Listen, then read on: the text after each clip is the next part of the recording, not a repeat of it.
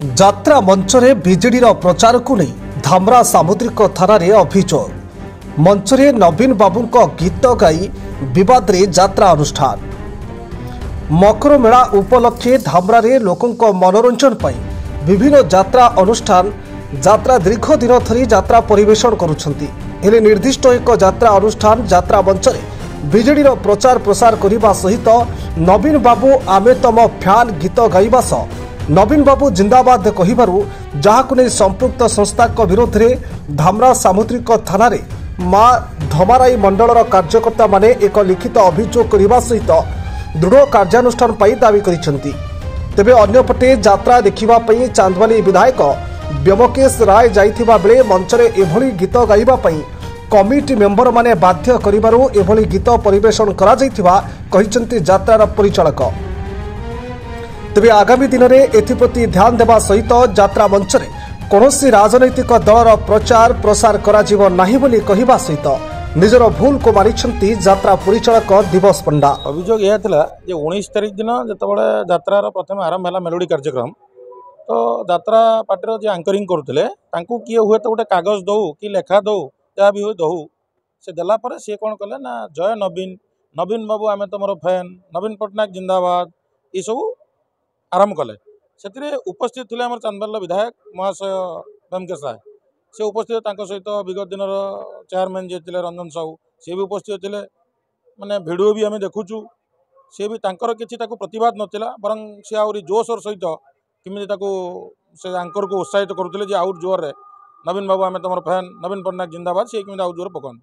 ଏଇଟାକୁ ଆମେ ଗୋଟେ ନିନ୍ଦା କରୁଛୁ ଯେ ଏ ଯେଉଁ ମାନସିକତା ସେମାନଙ୍କର, ସେ ଗୋଟେ କମିଟି ଗଙ୍ଗାମାତା ପୂଜାର କମିଟି, ତ ଏ ଯେଉଁ ଟାଇପ୍ର ଗୋଟେ ବିଜୁ ଜନତା ଦଳର ପ୍ରଚାର କରିବା ପ୍ରସାର କରିବା ଏଇଟା ଗୋଟେ ଦଳୀୟ କାର୍ଯ୍ୟକ୍ରମ ରକମର ହେଇଗଲା।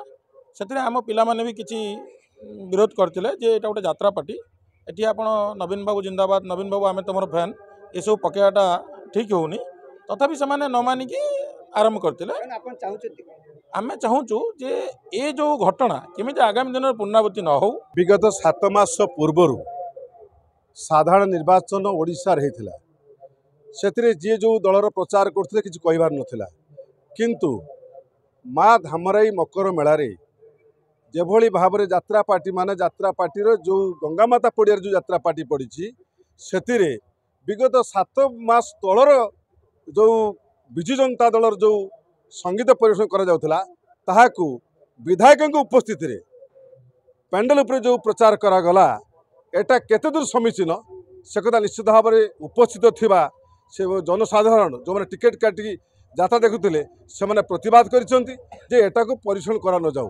ଏଟା କାହା ପ୍ରରୋଚନାରେ କରାଗଲା, କାହିଁକି କରାଗଲା, ଏଭଳି ଓଡ଼ିଶାର ଆଉ କେଉଁ ଜାଗାରେ ନ ହେଉ ବୋଲି ଆମେ ବର୍ତ୍ତମାନ ସୂଚେଇବାକୁ ଚାହୁଁଛୁ ମିଡ଼ିଆ ମାଧ୍ୟମରେ, ଏଭଳି ଭାବରେ ସେଟାର ନ ହେଉ ଏବଂ ୟା ଯଦି କରାଯାଏ ତାହେଲେ ଆଗାମୀ ଦିନରେ ଯେଉଁ ପରିସ୍ଥିତି ସୃଷ୍ଟି ହେବ ସାରା ଓଡ଼ିଶାରେ ଯାତ୍ରା ପାର୍ଟି ପାଇଁ, ସେଥିପାଇଁ ଯାତ୍ରା ପାର୍ଟିର ମାଲିକ ମ୍ୟାନେଜର ଏବଂ ଯେଉଁଠାରେ କାର୍ଯ୍ୟକର୍ତ୍ତା ଯେଉଁ ଆଣୁଥିବେ ଏ କରିବା ପାଇଁ ସେମାନେ ସମ୍ପୂର୍ଣ୍ଣ ଦାୟୀ ରହିବେ।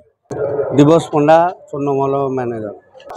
କମିଟି ଆମକୁ ବାଧ୍ୟ କଲା ଯେ ଏଇ ଗୀତଟା ବୋଲିବା ପାଇଁ ଆମେ କରିଦେଲୁ। ସାର୍ ଡାକିଲେ, ସାର୍ ଡାକି ଗଲେ ଏମିତି କ'ଣ କରିବା କଥା, ଆମେ କହିଲୁ ନାଇଁ ଆଉ କେଉଁଠି ବି କରିବୁ ନାହିଁ। ନାଇଁ କମିଟି ବାଧ୍ୟ କଲା ପରେ ଆମେ କରିଥିଲୁ। ନାଇଁ ଆଉ କରିବୁ ନାହିଁ କେଉଁଠି ପରା ନିଷ୍ପତ୍ତି ନିଆହେଲା, ନା କେଉଁଠି କରିବୁ।